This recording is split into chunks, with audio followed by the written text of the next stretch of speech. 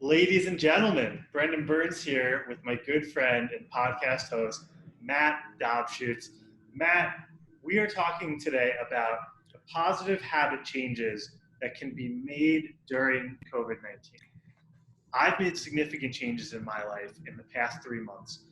My food intake, my eating habits, the exercise that I'm doing, that I'm in some of the best shape of my life.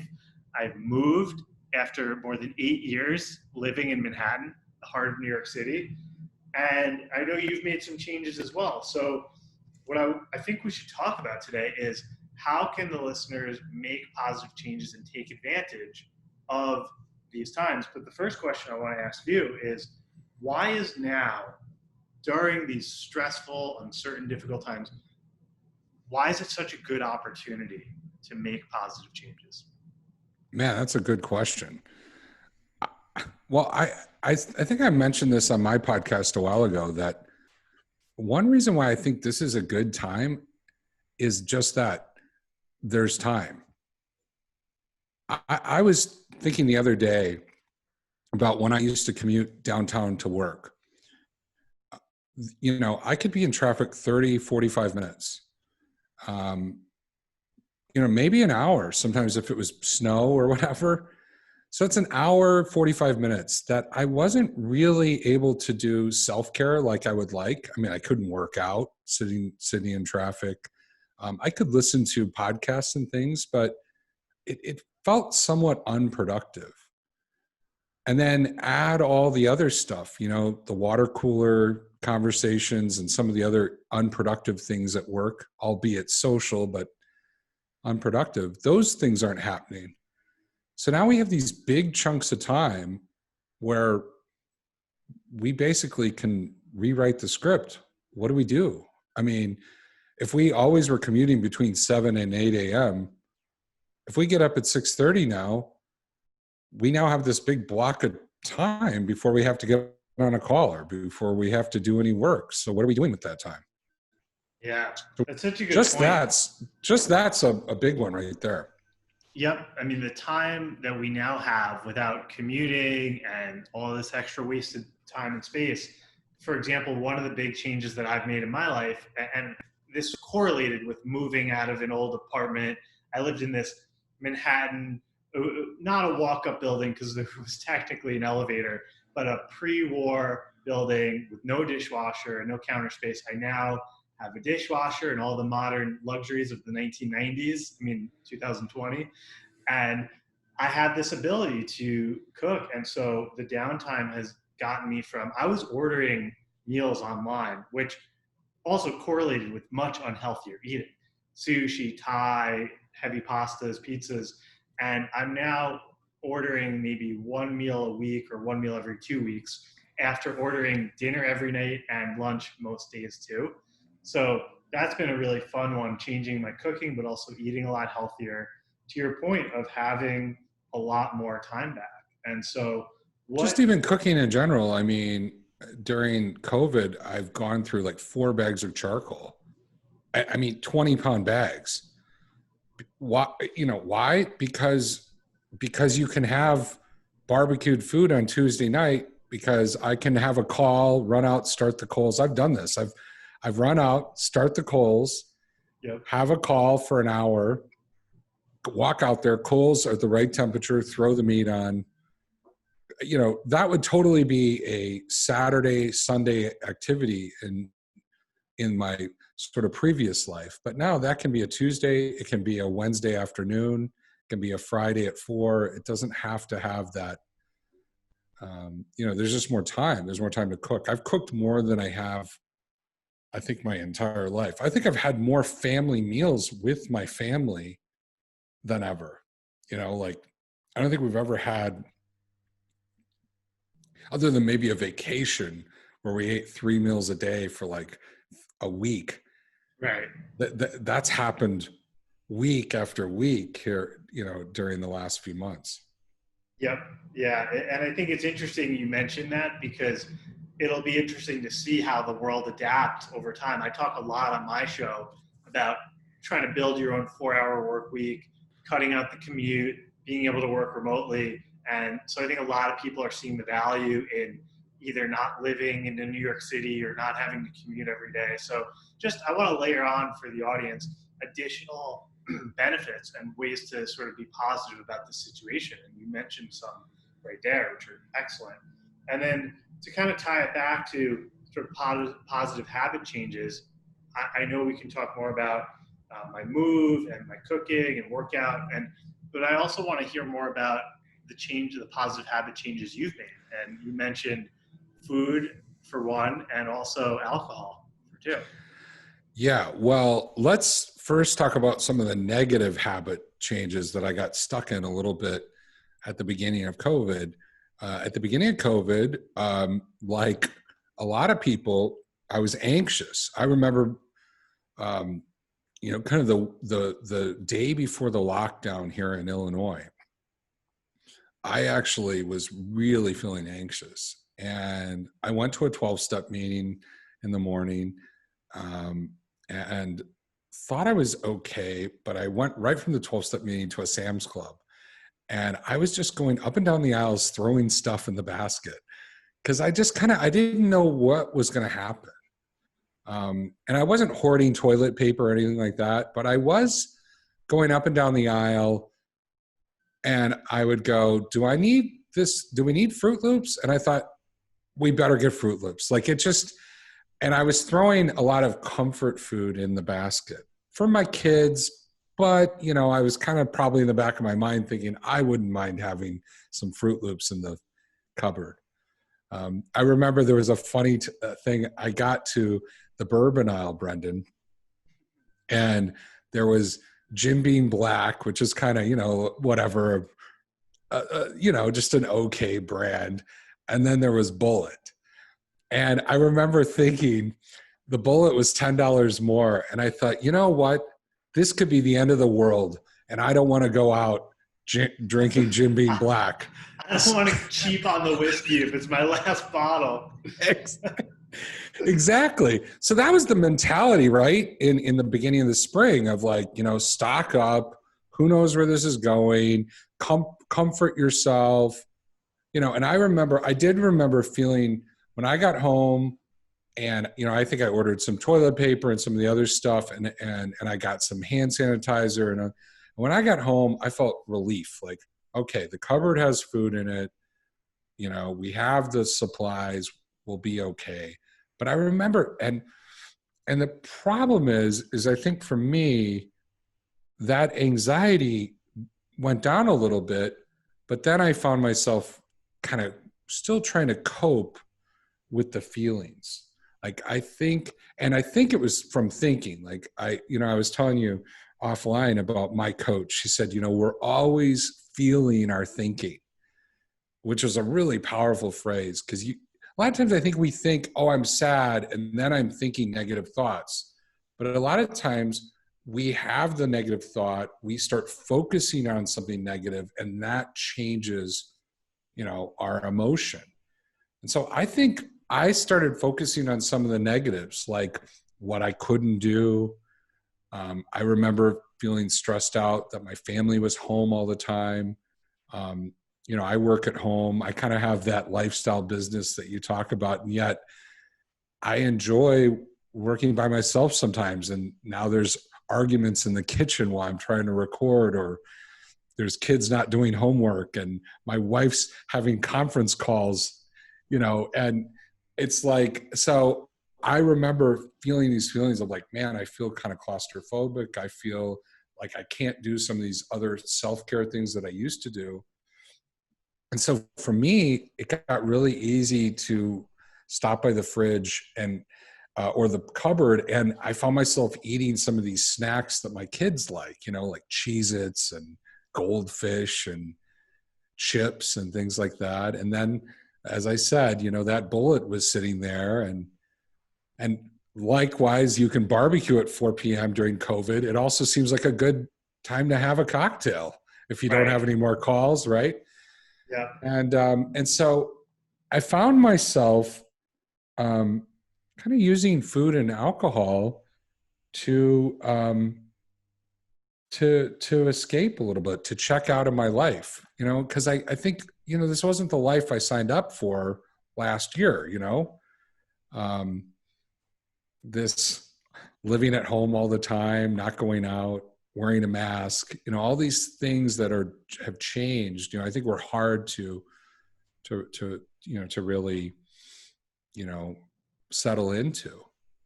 Yeah. And we were doing some podcasts about the changes and stuff, but I think deep down, I still felt this is kind of temporary, guys. We'll get through this. And I think on my own level, I kind of thought, well, you know what? It's like maybe a month of this, and then we'll go back to the whatever. And I think I hit a wall in the last month where I was like, you know what? It's not looking like it used to. And I can't keep, eating chips and drinking bourbon whenever I feel like it, because that's not helping me. It's actually making me feel a little bit like a bystander in my own life. I actually wrote that in my journal the other day. I said, I don't want to be a bystander in my own life. Like, I don't want to take myself out of the game and be on the sidelines with food and alcohol or whatever. And on my podcast, we talk a lot about letting go of pornography and porn behaviors and kind of acting out sexually. And that was, for years when I struggled with porn addiction, that was exactly what I was trying to do. I was trying to mind my thinking with porn. Like I would try to numb myself, escape.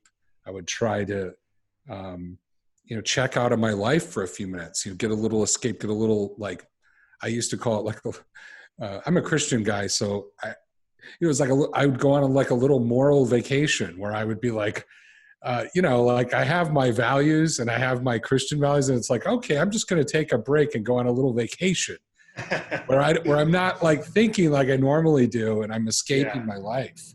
Yeah. It's funny you use the word escape, Matt, because one of the things that may be kind of obvious to some people, but it caught up with me later on in the COVID scenario, was the fact that when we talk about becoming the best version of ourselves, when we talk about releasing past behaviors and coping mechanisms that aren't aligned with who we really are and our value system. So on your show, obviously, Porn Free Radio, talking a lot about that. On my show, talking about anything from using alcohol, food. I've even used travel as a way to avoid feeling my emotions. If I just get that rush, and look, I love to travel, especially internationally, don't get me wrong, but there was a point in my life where I was using it to run away from a job that I didn't want to face and a life I didn't want to deal with. So everyone who's listening, I commend them for being on this journey, becoming the best versions of themselves, and dealing with sort of the pain in our lives that we've then sought out, whether it's food or alcohol or porn, whatever, to deal with that pain. And then we now have this new layer of, hey, guess what, everyone? You can't go outside. You can't hang out with your friends. You can't make money anymore in certain cases. So you can't pay your bills. You don't know what's going to happen in the future. And so, like, to bring a level of compassion to these journeys that we and our listeners are going on, is it's understandable that these triggers would become heightened. In my case, I was in a bit of a unique situation where when coronavirus initially hit, most, if not all of my clients were very well capitalized and mostly had either exited from successful businesses that they sold off or were retired or whatever the case. So I sort of saw the world around me suffering to some degree financially, and people taking these small business loans and getting furloughed and even laid off in some cases. And I was just climbing in a way where I was disconnected from other people's experiences.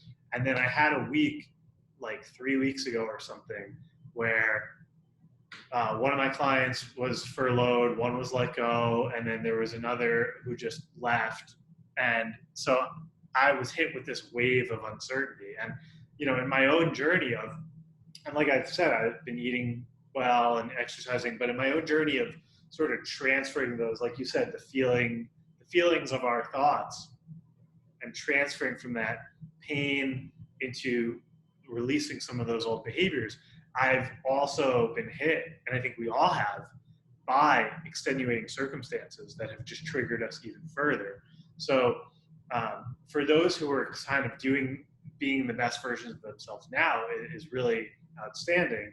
And so in terms of sort of talking about the negative before the positive, I would say for me, it was dealing with the thoughts of uncertainty, right? Because when a few clients left, it's easy for thought to come up and say, oh, well, what if all your business goes away?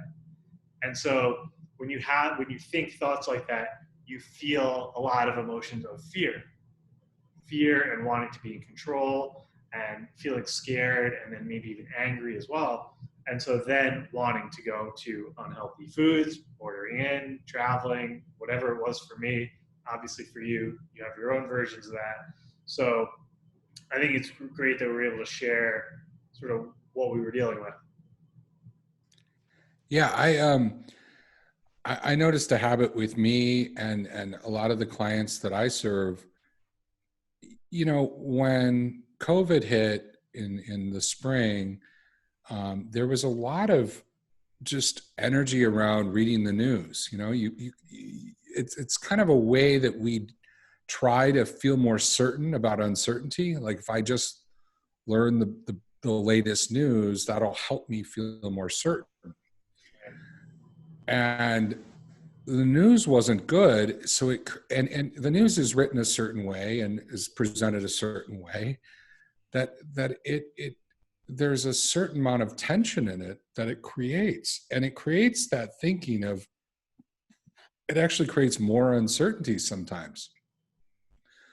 And then in the US here, we had this horrible situation with George Floyd and all the reactions to that, which just created more of a sense of uncertainty. What's going to happen, the sense of injustice, being out of control, all the different types of feelings that people have. And then the news continued to potentially just highlight the tension and the uncertainty. So it kind of created a situation where everything was kind of feeding on itself. And with me, I've always struggled with compulsive things, obsessive thinking, and that's kind of one of the ways that really kind of fueled my porn addiction. And so it's easy to kind of get into that kind of situation with the news, where I'm constantly checking this aggregator or this website or this news station, to whatever, to hear what the latest is. And that just created more of the thinking that wanted me to escape my life, basically. Yeah. So there were, we're talking, you were kind of teasing that there were some changes I made. I thought I would share a couple of them. One of the biggest ones, I didn't even mention this to you, is I deactivated my Facebook account. And you might think, well, wait. Welcome to the club, baby.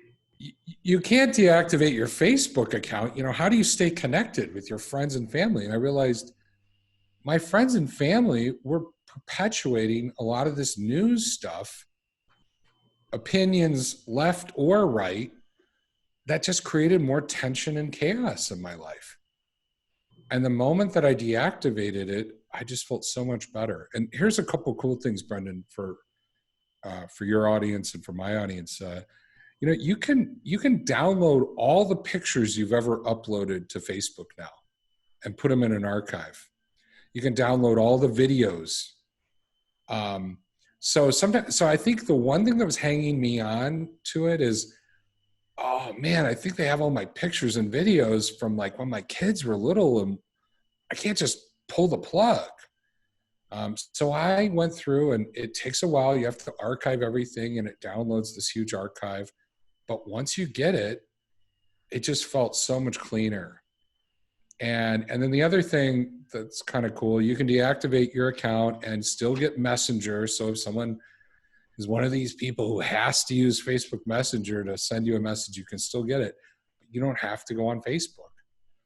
And as soon as I got rid of it, I pulled the plug on it like 3 or 4 weeks ago. It was like, phew, like just a quiet piece. My phone usage went down like 30% in 1 week. Um, so that was one big positive change. And I didn't even have a calculated strategy. I just got so frustrated that I just pulled the plug. And That I'm this is, close to I'm this close to the nuclear option, which is you can initiate a sequence where it completely kills your account in 30 days and then it never can come back.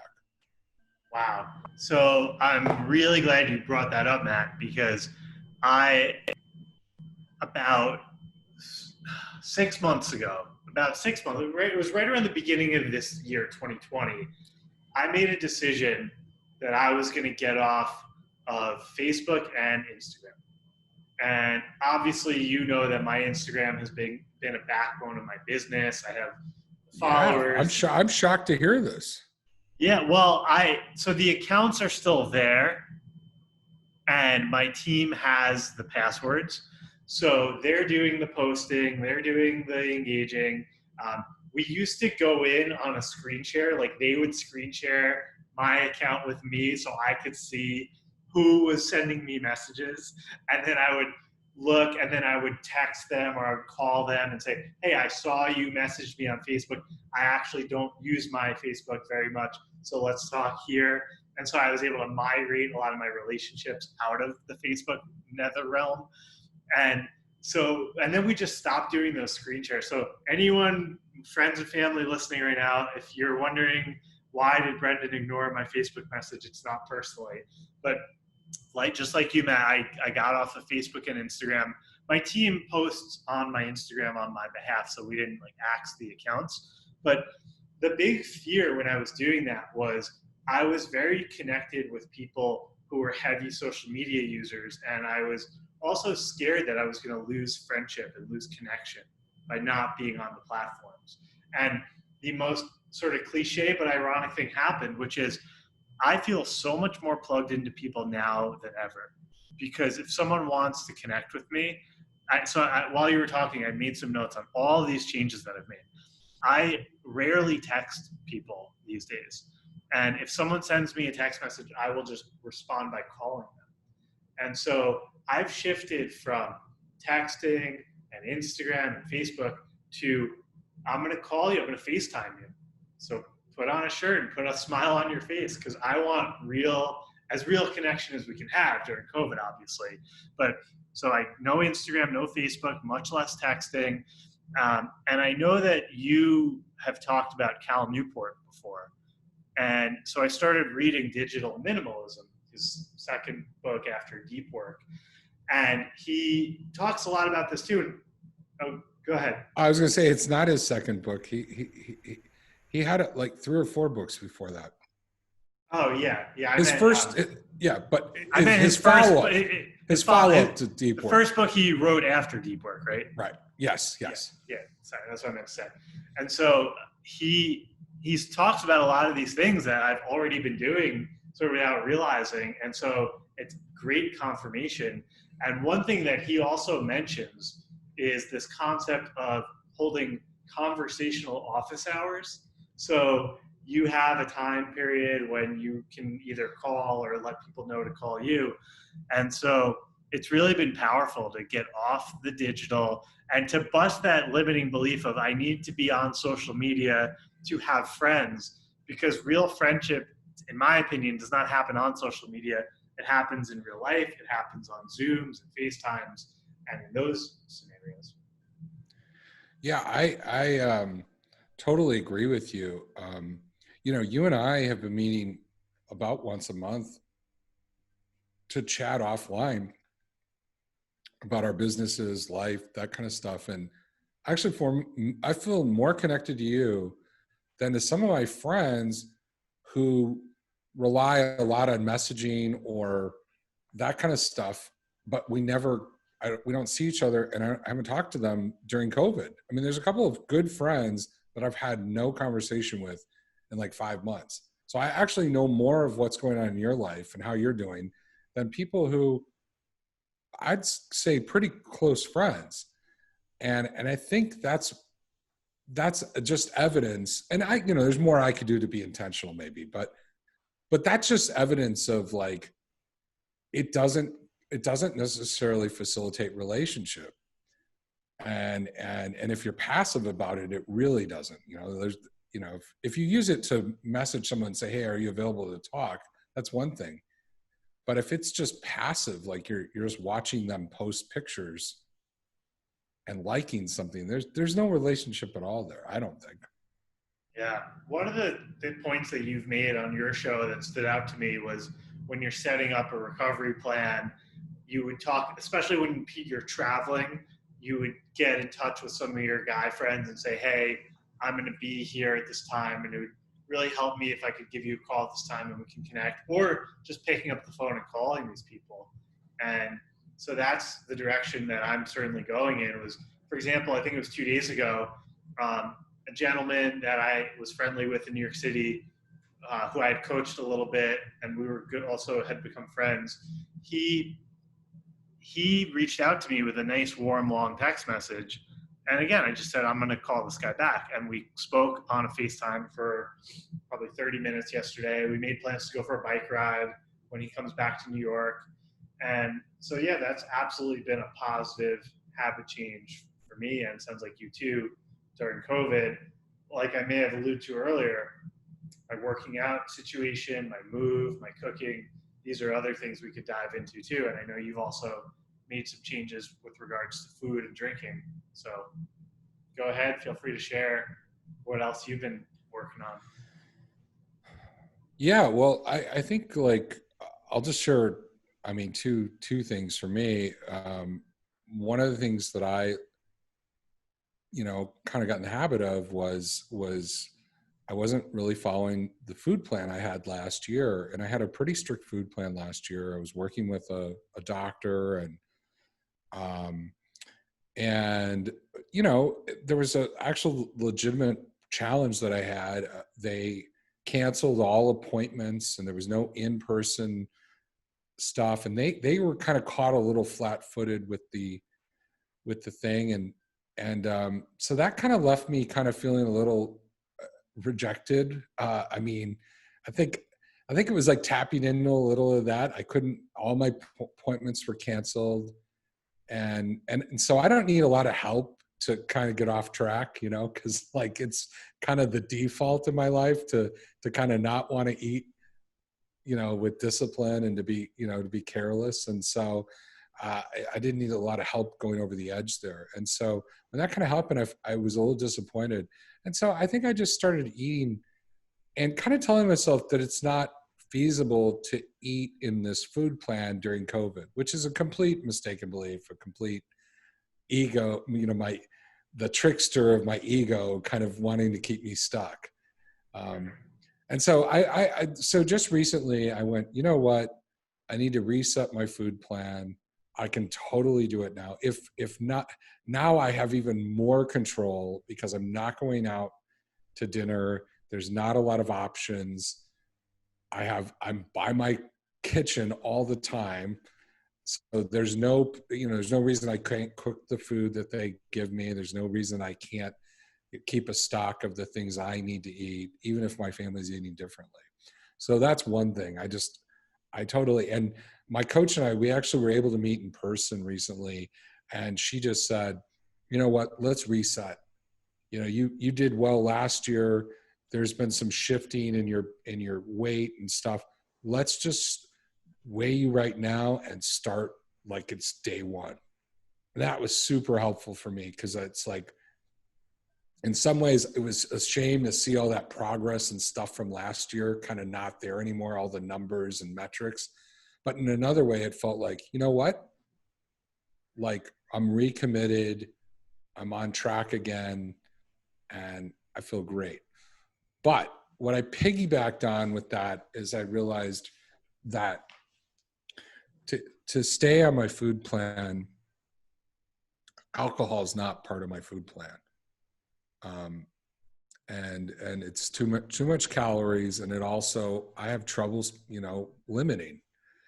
And so And at the same time, I think I started becoming more clear that I was trying to use alcohol in particular and some of these, unhealthy foods to manage my thinking and manage this uncertainty. And that is not feasible long term either. What ends up happening when we use external things to try to manage our feelings, we inevitably, you know, overeat, or we have a porn binge, or we drink too much, or we do something else unhealthy, and we're left with the aftermath of that. We're left with sort of that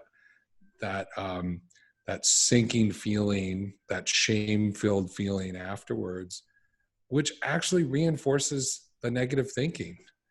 We already felt bad and out of control and uncertain in our lives, and now we feel out of control and uncertain and feel like crap because we just, basically didn't take care of ourselves. In the moment when we go to some of these things, it feels like self-care. But if we look back, it's more like self-injury. I was gaining some weight during COVID. I was, not getting good sleep. My skin, I think I was breaking out a lot with acne. I'm almost 50 years old, Brenda. I'm still getting acne. What's going on? But I think it was partly because of the way I was eating and some of the lack of sleep and some of the bad habits. So that's kind of the shift for me. And I'm feeling a lot better about it. It's much more congruent with me. I want to be a coach. I want to coach people, and I want them to not just have an average life or just kind of get back to even. I want people to really grow and really, tap into possibility. So I can't do that if I'm on the sidelines of my own life. Yeah, that's well said, and great updates there. I I remember from one of your old podcasts, you were talking about speaking to a church group, and it was recorded, and you saw yourself, and it may have been your weight or how you were dressed, and you said, if I want to be this coach, I have to lead in this way. And so one thing that I think is really cool about what you've done, Matt, is your journey may have started with ending the pornography usage, but it's gone so much further than that. You now are a successful business owner, you're a podcast host, you're a coach, you're a leader, all these things. You're at every different piece of the puzzle that you set up, getting the food right, the drinking, all these things. And I want to also say, not just for you, but for everyone, it's not about perfection. It's about progress and becoming our best selves. You now have the ability to help other people do that. And when I talk to people about what it's like to be a coach, I mean, I feel so blessed. I'm on this journey where, and especially because I do a lot of lifestyle coaching, it's like my job to go to Tahiti and take a week off and then prove to the world that it's possible to go do this stuff. And then I have to come back and be happy and then teach other people to do it. When was the last time you went to Tahiti? Costa Rica. No, I haven't been to Tahiti. I use that as an example, but I've been to some cool places. I've been to Japan twice. Moscow. I was in Moscow. That was my last trip pre-corona. Yeah. But just to complete the circle here, I feel the same way about kind of my own journey, and I wanted to share. I want to share kind of what I've done from a food perspective too. But I'll let you finish anything there before. No, I want to hear. I mean, I know you had this big move. I also know that you have joined the ranks of car ownership during Corona. I mean, which is a big deal for a city kid. Like you're kind of a city kid like me, with access to cars sometimes, but not your own car. Yep. I'll talk about that. It came to me what I wanted to share, Matt, was I was watching Joe Rogan's podcast. He does the videos on his YouTube. And it was the second time David Goggins had come on the show, the ex-Navy SEAL, author, speaker. And they were talking about like coaches who don't practice what they preach. And I don't remember the guy's name, but Joe Rogan was basically on one of his typical rants, talking about some coach who was like obese and talking about how, oh, you got to live your best life and get in the best shape and this and that. And Rogan was just like, look at your body, man. It's your temple. Like, what are you doing? And so, not in like a derogatory way to try to shame this guy, but to say, you know, do you want to have integrity with your process and what you're teaching? And so I think it's awesome that you're doing that. And I'm doing it the same way. You know, relationships is one, the travel, for me also, I'll share this because I was trying to think as you were sharing, I was like, how can I be vulnerable? Like, what's really going on that I've been struggling with? Here's one. In April 24th, I moved from Manhattan to my place in Brooklyn now. And it was sort of symbolic of the success that I've had. It's a really beautiful building. I'm up on the 52nd floor. It's really exciting and spacious.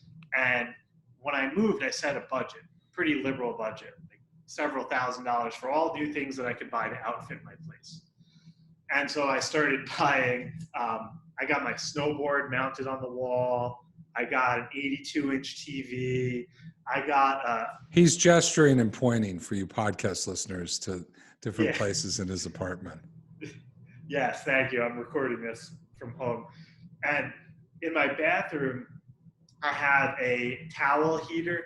So it's you put the towel in, and I ordered spa towels. And so it started out as self-care, right? But then what it became was can you share your Airbnb number with me? Yeah. Next time you go to Tahiti. I have a control yoke. It's for flight simulation. I bought a Nintendo Switch, et cetera, et cetera. And obviously it's really fun, and it was a good thing. It was self-care. It was exciting. I've worked hard. But the problem was it would be 8:00 on a Tuesday night, and there would be an emptiness inside of me that I would need to handle with a journal entry or talking to a friend or a meditation. And instead, I would pull up my list of what's next to buy for the place, and I would go to Amazon. And there were people I've seen, shopaholics, and actually my grandmother on my mother's side was she was a shopaholic through the TV channels, and she would come home and the boxes would be there and she would feel good. And she went bankrupt. Ultimately, she had to declare bankruptcy because of it. And my mom bailed her out. But I started to see that coming on as one of my own negative habits during this time. And so I put a hard stop on that. I said, no more purchases. And more importantly, because if you just say, I'm not going to do this anymore, you find alcohol or you find something else.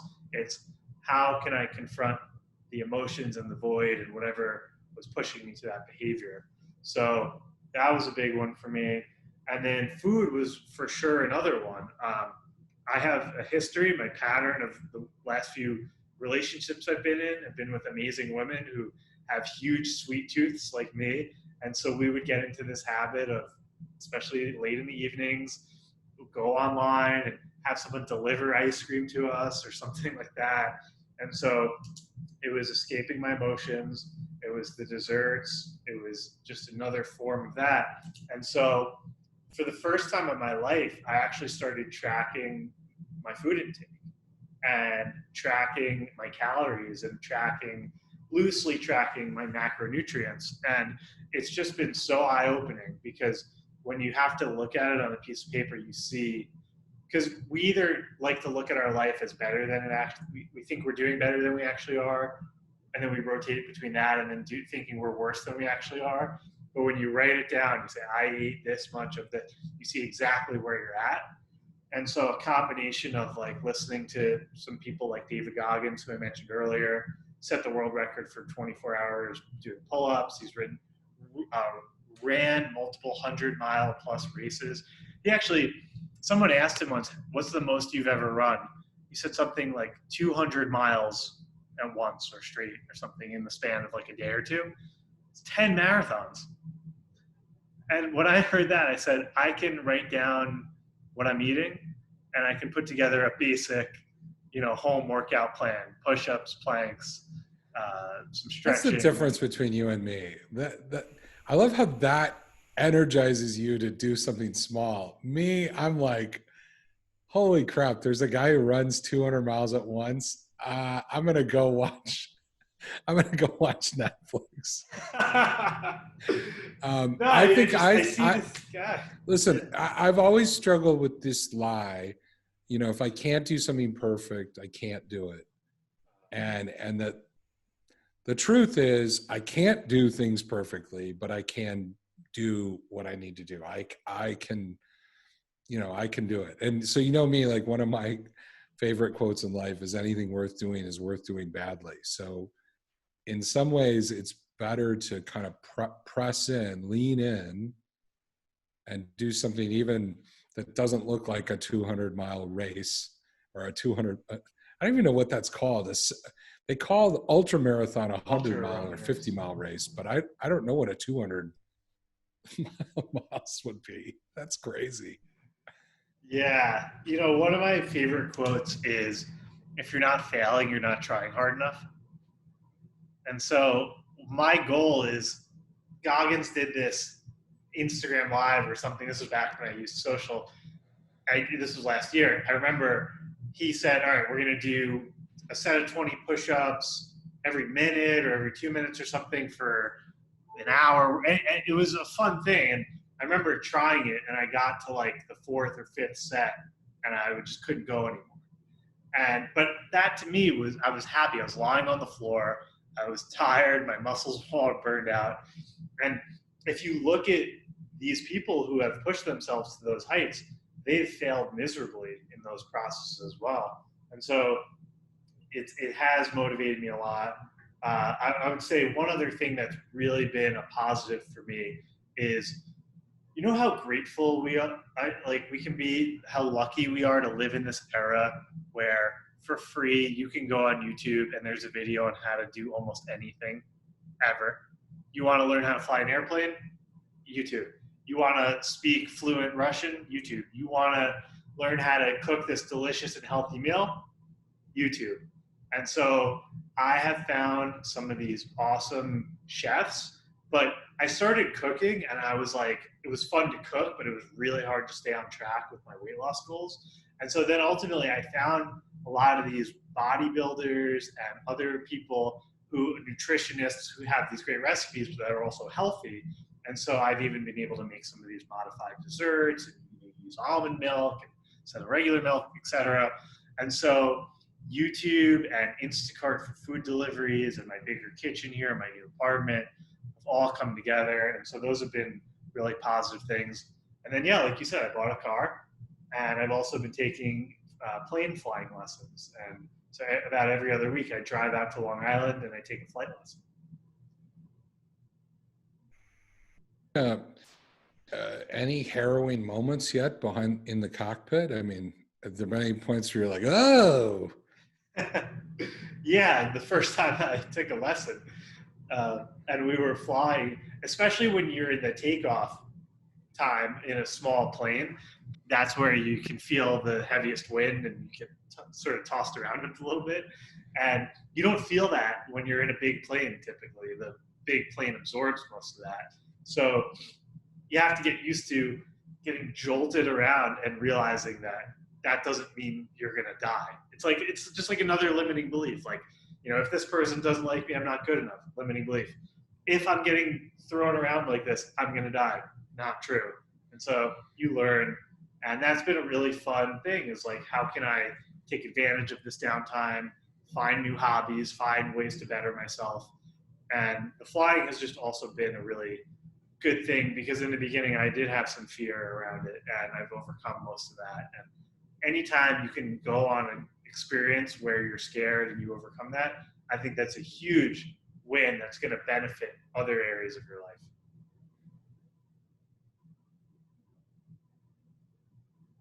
So those are some things that I've been up to.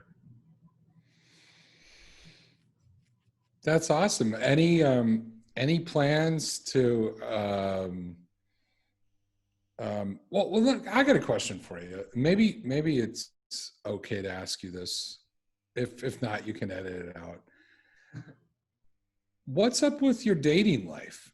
I mean, how has COVID affected that? I would say that that's a great question, and I'm totally transparent. I don't not talk about these things unless I was with someone and she was like, "You can't talk about us on the air," which hasn't happened yet. Um, like I was talking about with the digital minimalism and Cal Newport's book and sort of the focus on more real relationships, I've been mostly being a little bit more stoic and thoughtful about dating and relationships. And so, one, this is a big announcement. Um, I'm moving to California. I think I mentioned to you I was looking, but it's happening. I'm going out soon to go look at finalize the place. I'm looking at the places I've narrowed them down to. So that's makes it obviously a different dating dynamic where like I live in Brooklyn, but I'm moving to California. And so too, I've mostly been virtually dating people who live where I'm moving to. Hmm. Let me ask you a question. I know you made this shift from Manhattan to Brooklyn. When you got to Brooklyn, did you go, you know what, I really want to live is California? Or was Brooklyn just a stop on the way to California? Like, what was the thinking with that? You know, it's so funny because a lot of my friends, especially my New York friends, they said, Brendan, you just moved barely 3 months ago to Brooklyn. Like you're turning around and moving again and across the country. And what it is, and you'll appreciate this, Matt, because you like to go deep, and I know your audience does too, is I lived in Manhattan mostly because I was told to live there. I was born on the Upper East Side. I grew up in a family of lawyers and business people who did well in New York City. And so the natural progression when I finished college and law school and business school was I moved to New York, I got a job, and I was just there. And then I started my business in 2017, 2016, and I moved into this really old, affordable place in Midtown Manhattan. And it was fun, and these were all where my friends were. And again, I was mostly focused on my own personal development and business growth than where I was geographically. But the real thing that happened was I was so scared to move because, you know, I remember I was actually on a trip with a friend of mine who he's a hedge fund guy. And at the time he was working at this big hedge fund with a really difficult boss. And I said to him, why do you stay? You know, your boss is insane and is abusing you. And he goes, because it's the devil I know. And people are so scared of doing something new that they will sit and suffer because at least they know what they're going to get. Right. It's like that Jerry Seinfeld joke where he said, the number two fear that people have is death. The number one fear that most people have is public speaking. So the average person would rather be in the coffin than giving the eulogy. Like that's how paralyzing fear is. And so that fear was permeated all throughout my body, and I was in that apartment. And so I've been in this place. So I moved here, and it's funny because, you know, I know you believe in God and you're Christian, and I believe in God too. I'm Jewish. And it's like whether you believe in the universe or God or nothing, whatever, it's like I personally believe there's something bigger, and I do watch for signs. I don't live my life by signs. Like there are times where I'll push through anyway. But I was in contract to buy a place in Brooklyn in the neighborhood of your favorite rapper, Bushwick Bill. Bushwick Bill is not my favorite rapper. So I was about to So go. you were going to get a place in Bushwick, though. I was in contract. The contract signed. Down payment in escrow. Everything ready to go. Close date 2 weeks away to moving into this place in Brooklyn, putting my roots down, going to live there for at least a few years. And like 2 weeks before it happened, the whole thing fell through because of coronavirus. And so that happened. I turned around and I moved here. And it was once I was settled here, maybe like a month after moving into this apartment, I said, okay, now I'm ready to really move. And I know that's a little weird, but it was like escaping from a bad relationship and then maybe having like a rebound hookup. You're like, okay, now I'm free from that old person or that old thing. And so I feel really confident and comfortable to move. And also, obviously, COVID helps because it's not like if I move, oh my God, I'm not going to meet anyone or have any friends.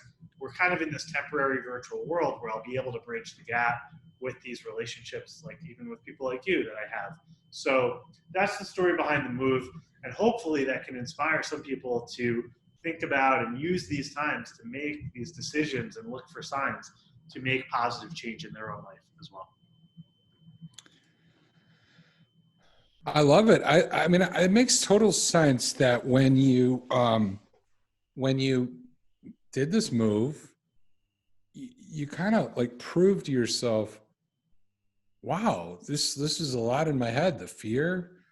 And as soon as you got clarity, you're like, oh, there's not like this thing that's holding me here. I totally get that. I'm trying to think of an example in my life. I think it had to have been, I know you coach a lot of entrepreneurs and people who are shifting from their day job to kind of a lifestyle business or coaching or starting something on their own. And I think I remember like the first time I got a paid client, it was just something about when that money got in the account. I was like, wow, someone's paying me. It's not like a job. Like, it's not like it's not like a business, that hired me. And I remember like, it kind of just was like one of those things. And then I remember, it's like the office that I'm in right now, I've kind of told this story a little bit. I was looking for a creative way to finance building out this office. What we did is we took an attached garage and made it into this sweet office. And it's got, it's got heating and air conditioning. It's got cool lighting. It's got a little place for a podcast studio. It's got what you're looking at in the video when you're talking to me is you see kind of like it's like what do they call it? Like an art gallery wall. It's kind of the brick, the white brick. It's just got some really cool features in it. And the way I started it was I decided, you know what I'm going to do? I'm going to open up a new group coaching group, and I'm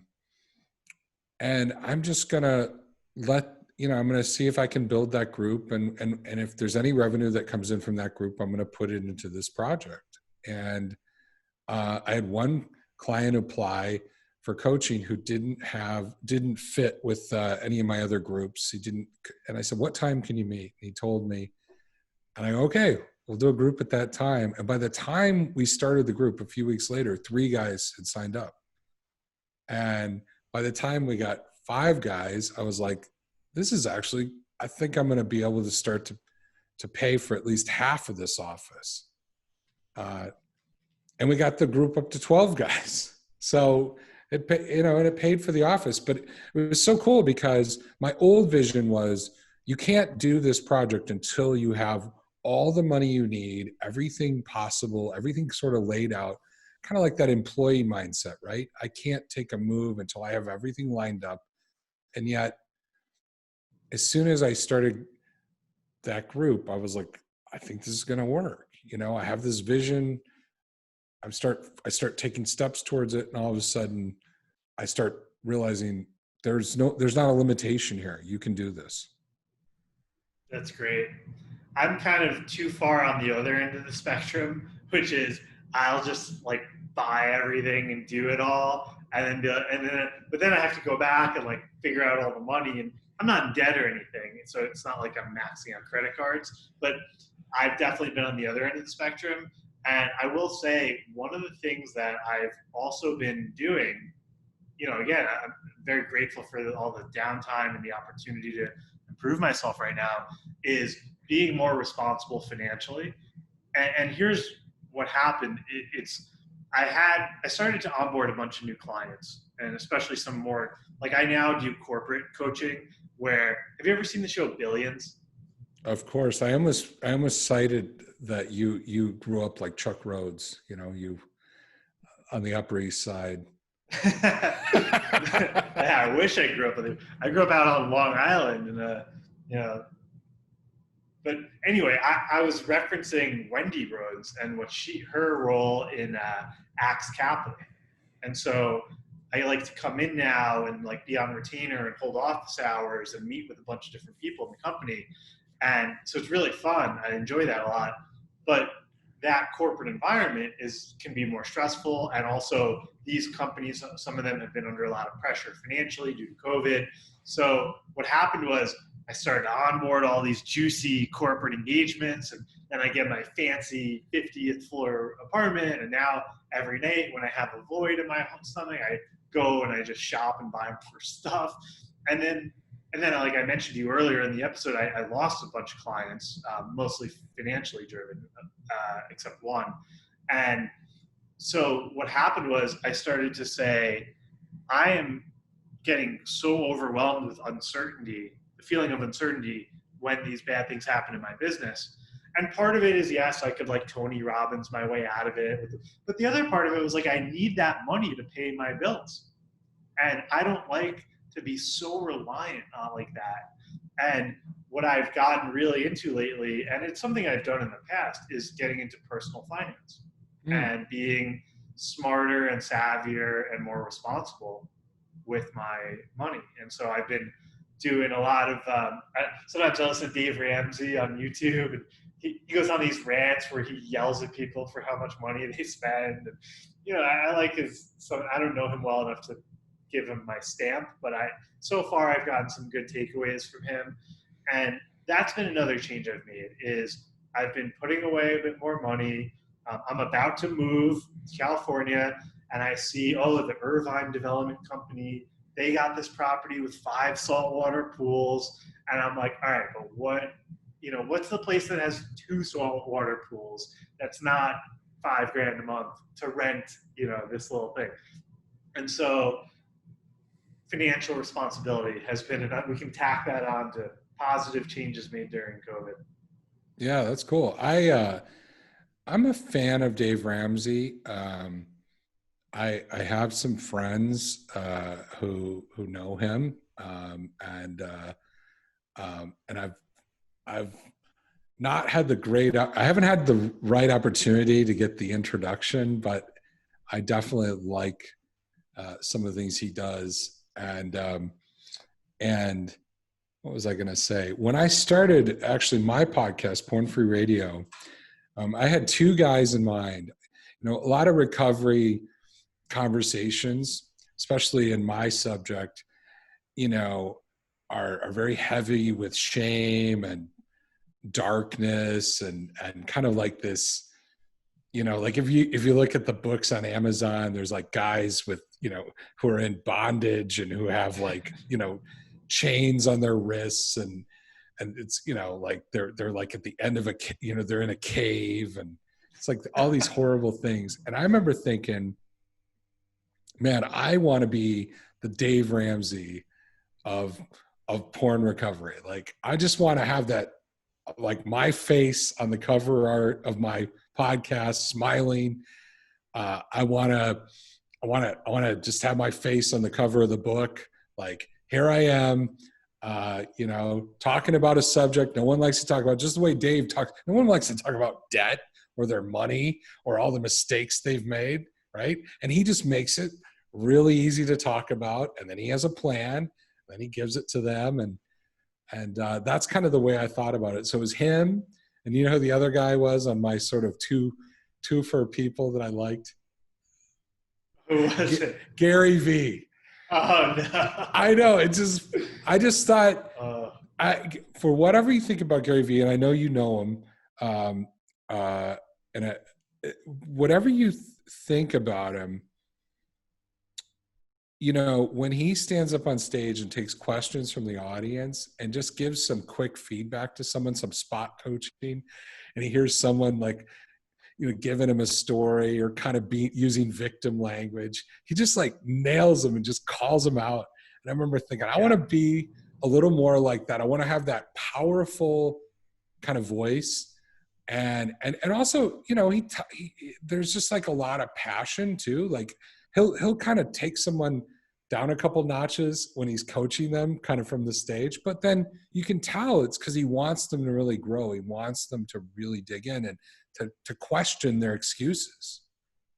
One of the things that both Dave Ramsey and Gary Vaynerchuk do really well is they tell it like it is and they call people on their crap. Yeah. And one of the, you know, when I first read, I know you love The Prosperous Coach, that book. You talk about it, at least with me, a lot. Yeah. One of the things, Steve Chandler. Steve Chandler and Rich Lippin. When I read Prosperous Coach for the first time last year, what I took away from it was how to create clients and how to basically care more and stop just like going for the sale and going for the jugular, which is what I learned when I was on Wall Street. Just, you know, get the sale, boiler room, Wolf of Wall Street, doesn't matter, whatever, just close the deal. And then, you know, with Prosperous Coach, it's like you were like Ben Affleck in Boiler Room.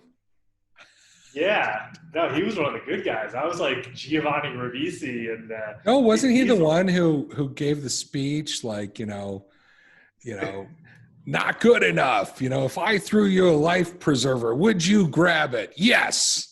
That's pick up 1,000 shares. That's a buy decision. You know.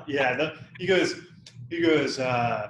People who say money can't buy you happiness doesn't effing have any money. He goes, you're going to make this amount of money, and no one's going to believe you. You say, so that's how your old coaching pitches would be when you. He said, tell me the look on your parents' face when you're making their goddamn Lexus payments. So I'm not going to say that was me, but that was the world I was exposed to.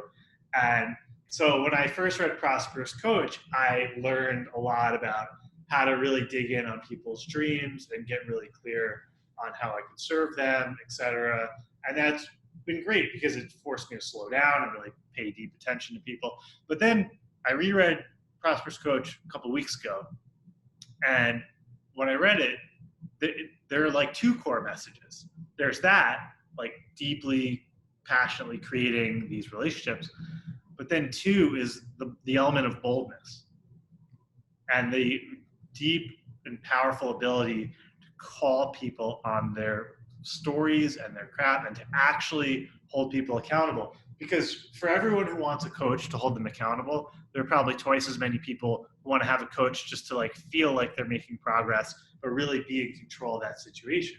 And I saw that with my mother growing up. She would have these very feminine men, therapists that she could sort of manipulate and think she was making progress by being in therapy for 30 years and not making changes. George Collins used to call that the 30-year talk therapy plan.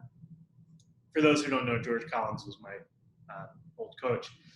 And so anyway, Gary Vee, Joe Rogan, I think does this well, and other people like Dave Ramsey, I think they're great at calling people on their stories. And it's something that I've actively been working on, and I've gotten a lot better at it. But it's been personally challenging for me because there's this like fear that I'm going to come down too hard on them, or I'm going to hurt their feelings, or they're going to leave me or abandon me. And I've collected a lot of good evidence. Like I have lost clients in the past year by calling them out, but that's because they hired an old version of me that wouldn't call them out, and they don't actually want that. So when they leave, it's actually a great thing because it creates space for people who will sort of welcome that. But that may be, I'm speculating why they may resonate with you. That's certainly things they resonate with me on. Yeah, well, I mean, I did a podcast a couple of weeks ago on the social self versus the authentic self. which Steve Chandler talks about. And he basically says that when we're born, we're kind of this social creature that, tries to figure out who they are, how gets their identity from what their caregivers, what mom and dad think. And it's kind of the way we grow up as kids. Like we learn what's good, what's bad. We get praised for good behavior. We get punished for bad behavior. And it's sort of the way our identity forms, except as an adult, if you're always looking externally for your identity, it gets you into trouble. You get into people pleasing, you get into unhealthy relationships. And so what Chandler says in particular, he calls it the professional self. I call it the authentic self. A coach needs to live in the authentic self to be a good coach. Because if he's in the social self, then he's going to be trying to people please. He's going to try to be saying things that the client wants to hear, but is not going to be really showing up and saying the things that the client needs to hear. He's not going to give good feedback. He's not actually going to challenge the client to grow if he's invested in getting, making people happy or being totally pleasing. And so in some ways, the growth to the authentic self is becoming more comfortable with saying things as they are and being clear with people and engaging them to tap into their authentic self. Let's stop people pleasing one another. You can see this in relationships where I'm trying to be nice to you and you're trying to be nice to me, and neither of us are growing. I realized this in the past. Well, the reason why I got Prosperous Coach back and I reread it is I had some of these, what was really going on, like I mentioned, was some of my highest ticket, like one of my clients, they're a publicly traded company, very corporate. And so I was able to get a great opportunity to come in there. And then they came back and they basically said, we need to lower what we're paying you and cut the scope back. And I said, why? And they said, well, you're not getting us these results. And I thought about it and I said, okay, they hired me for certain results. And every time I came onto these calls with them, I would say, all right, we need to talk about this today. This is what's holding you back. And they would talk me into, and I don't want to blame them, but they did play a major role in, they would divert and say, no, we got this under control. We need you to help us on this other topic. And I allowed that. And I probably allowed it when I look back on this because they were like such a high paying and good business opportunity client for me. So I made this insane decision that because they're paying me more, I need to be nicer to them and please them more and not actually coach them because I don't want to lose their money. But then look what happened. I started to please. I started to give in. I didn't really, I had to sort of fight them on a bunch of things to really stand up for what was causing the problems. And I've been able to rectify the issue in a lot of ways. But that was a big takeaway for me, was like the things that I wanted the most, I was so scared of losing. Those were the areas where I was most showing up as a pleaser. And I realized like that can't happen. And so I stopped that. And Prosperous Coach, it was interesting. There was that whole element and undertone of the book that I just didn't resonate with me the first time I read it. I'm muted. You know what my coach says? She says, your job as a coach is to make your client more coachable.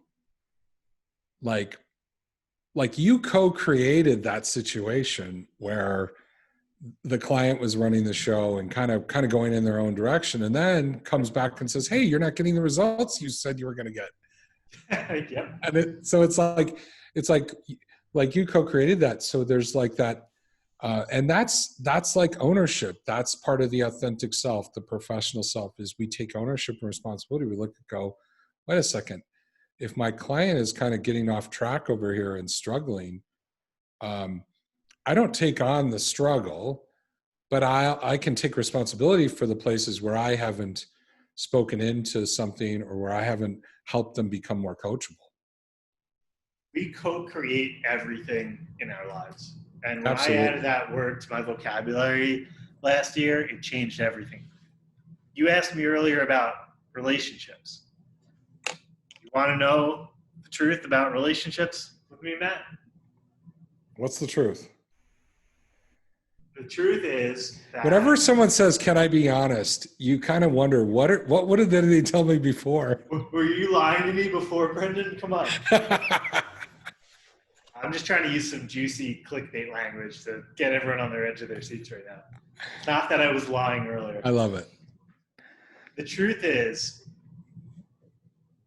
the concept of a relationship to me used up until last year was, here's where I'm at, and with the right partner and the right relationship, they and it will bring me up. And I'll get more approval, and more importantly, I'll get more fulfillment in my life.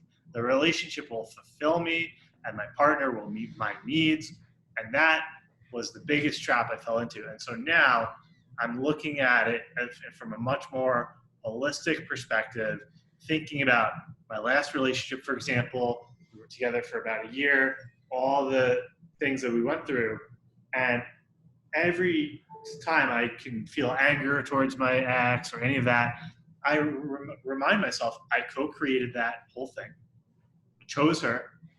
I would, and basically everything that I didn't like about the relationship in some way I either had done in the past, and that was my own karma, or I was doing the same thing that she was doing in some other capacity. And so what's really been useful for me is learning what a relationship actually is, having come from a background where intimacy was not modeled for me, and also living in a society that I think is totally backwards now when it comes to dating and these apps and the sort of concept of what a relationship is. And so that co-create word stands out to me a lot, both with the clients and also in relationships. Yeah, it's been helpful for me. One other thing that my coach said, she said, she said Steve told her this because Steve coached her. Steve Chandler coached Melissa Ford, my coach, and he said, and I'm sure other people have said it like this, but if you're unhappy with your system, like your business, you're getting the results. Your system is working. It's like your system, whatever system you have is giving you the results you have. And if you're not happy, change your system. And I thought about that. I was kind of like, there was one point where I was trying to fix one part of my business. And I realized I totally co-created this challenge, like this particular challenge I was working on. I totally set this up and it's totally my fault. and if I want it differently, I have to change the system, because the system as it's set up now is working. It's getting the exact result because of this problem. So that really helped me. I think it would be helpful now, that you mentioned this relational thing, that you could announce that you've been accepted to be on 90 Day Fiancé. No, married at first sight. So the next time you come on Porn Free Radio, you'll be happily married. Yeah. I don't even know if you're saying this because you look at my YouTube, Matt, but I did a bunch of these breakdown videos of 2 shows, Married at First Sight, which was brutally painful to watch because the relationships were so toxically dysfunctional. But the other show that I did these breakdowns, like where I clip scenes and I do voiceovers, was it was the Netflix show Love is Blind. Yeah.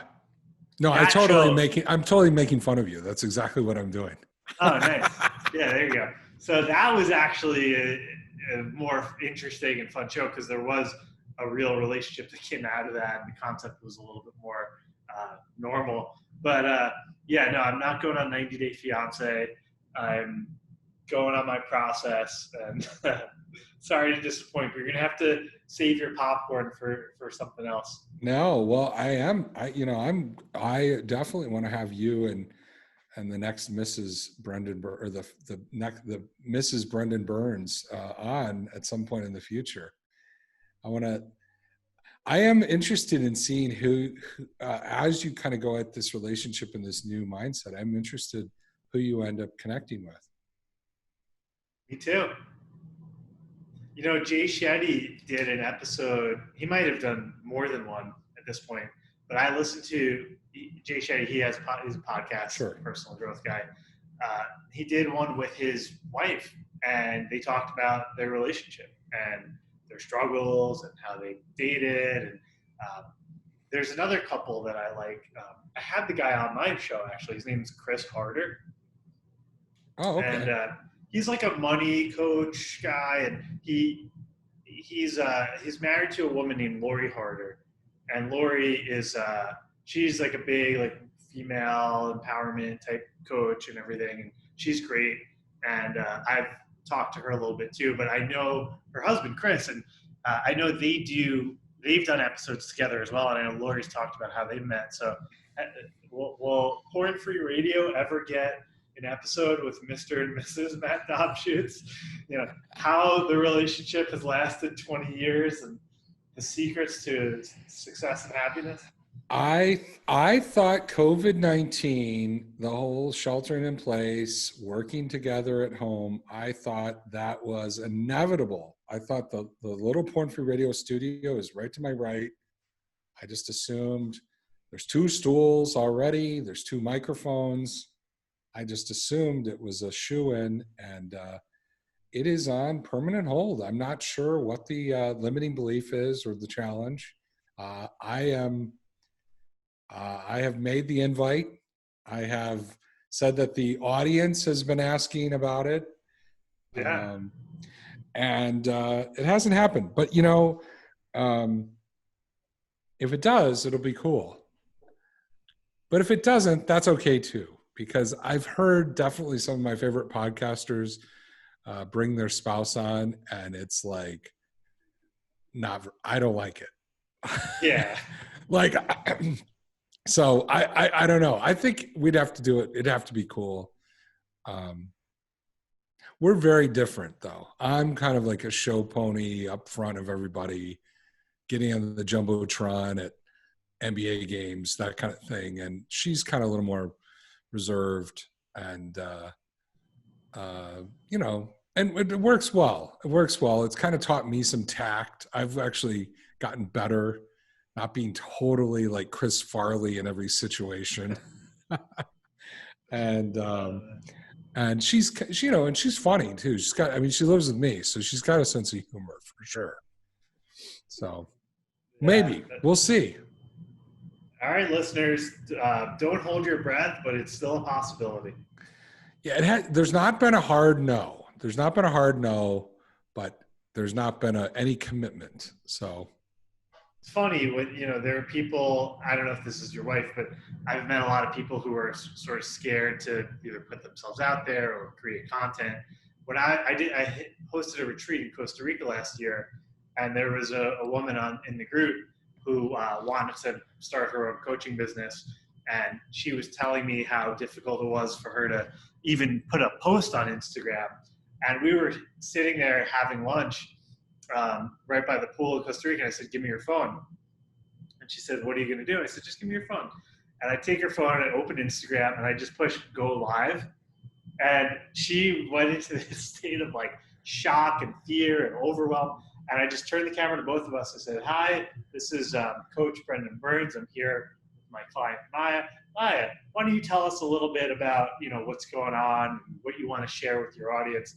And you could tell in that first couple seconds, it was like a deer in headlights. But by the end of the minute or two, like a lot of that fear dissipated. And so, you know, this is some of these tactics I've gotten from my old coach, George Collins, out of his outside the box thinking. But I don't know, maybe you, yeah. Just start talking to her in here and just turn the mic on. No, I don't know about that. Hey, we've been broadcasting live on Facebook for the last hour. You know, I'll say one thing I think that kind of holds her back just a little bit is I know that there's partners who listen to my show who have really been hurt by by their husband's compulsive use of pornography. And I think Yeah. she feels a certain sense of responsibility, like, but she really only has her story. She doesn't have, she's not a person who's coached partners or has walked all of these places that they've walked. And so I think there's a place where she doesn't quite know what she would say to certain things because she hasn't thought about them. Yeah. Because I've heard, I've had Hope Ray on to talk about partner challenges and partner trauma. And the questions that we've gotten from partners, I've read to my wife. My wife's like, I have no idea how I would answer that. Because, like, I Oh, don't remember. I mean, I've asked you questions about relationships and dating, and you just said the same thing. You're like, I don't know. It's not a bad thing. It's just No, so I think that's part of it. I think, like, she didn't necessarily opt in for being the face of partner support or partners recovery or healing. It's like, it's just kind of some of the stuff she's dealt with. But I think for her, I'll say one thing about her that was amazing is I think she quickly got over even the first night that she caught me, she said, I know this isn't about me. And that showed a real, she always had that sense of empathy for me. Like, she goes, I know this is, for me, it's really hard to hear. This is a hard addiction to think about as my husband's doing this stuff. But I think on some level, she goes, goes deeper than me. This is more about him and his wounds and his journey. And she kind of always had that mindset. And so that helped me feel safe. And then eventually I was able to grow into the guy that I think, has a lot of integrity and actually, kind of has earned her, her trust. So anyway, we'll see. I got to push it again. I think I need to, maybe I've co-created this lack of, pushing that. Come coming on the on. podcast. Yeah, but no, either way, I think it's really great that you had this supportive partner who was able to stand by you in recovery. And when I worked with George Collins, the coach that I had, we had a group, and there would be men who would come into the group, and they would say, my wife is behind me and supportive, and it was really powerful for them in their journey. They would have been fine if it went the other way, but it was just really beautiful to see that. And then there were other times where the wife, like you said, would take it very personally. They would give ultimatums.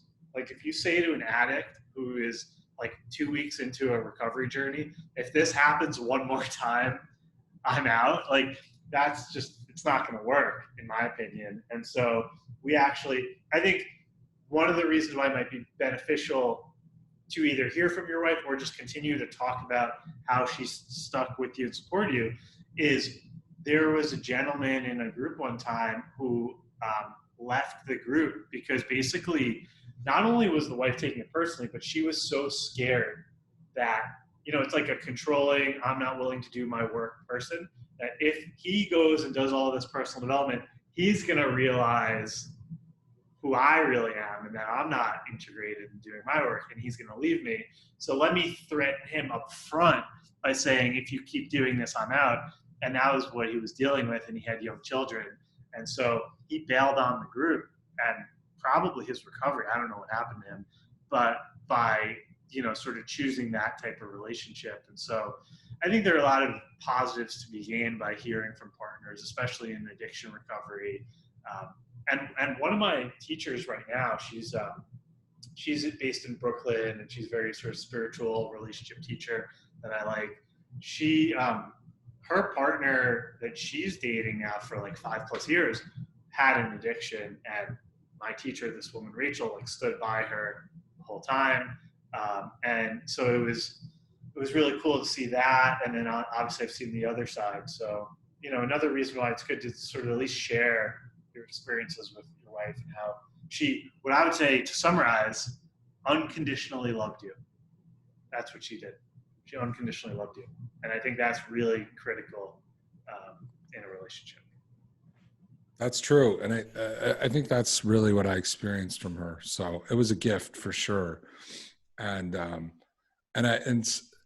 it's definitely a challenge for guys who don't get that support to, it's not something they can't overcome. I mean, you can recover with a supportive spouse, you can recover without a supportive spouse.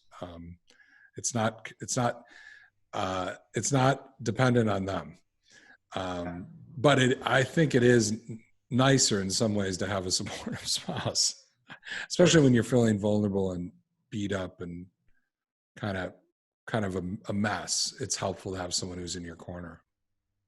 Yeah, absolutely. One of the things that I learned from my last relationship was um, I was doing a lot of coaching and working through my journey and myself, and my partner wasn't.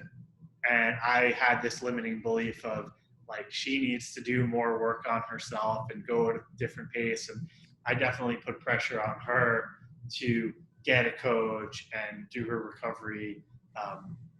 And at some level, like of course I would want that. I would wanted a more stable, emotionally healthy partner, but I needed to either accept her for who she was in her journey, or be like, if I want something healthier and stable now, stop like beating her over the head with it. Go find someone else. And ultimately, that's what I did. But yeah, I mean, just like that's sort of the flip side of it, and what I'm also focused on. Because I feel like so many people when they date today, they're like, you know, is he this tall? Is he this smart? Does he make this much money?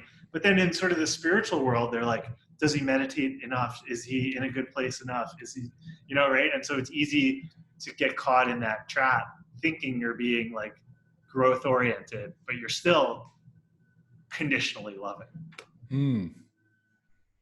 True. So that's enough of me pontificating on relationships. All right, man. Well, it's great to see you, man. Stay healthy. How is have you been affected by the virus at all? Has anyone gotten it that you know, or? I have multiple friends who had it very early on, and kind of like they were either like asymptomatic or didn't have a lot of problems with it, just sort of like a regular flu. Thankfully, no one in my personal network has, really seriously been hurt by it. But just trying to stay safe, continue to social distance, wear my masks, be respectful of the process, and like we talked about today, positive changes and habits that we can form to find silver linings during these times. All right, Matt. Thanks again. Yeah.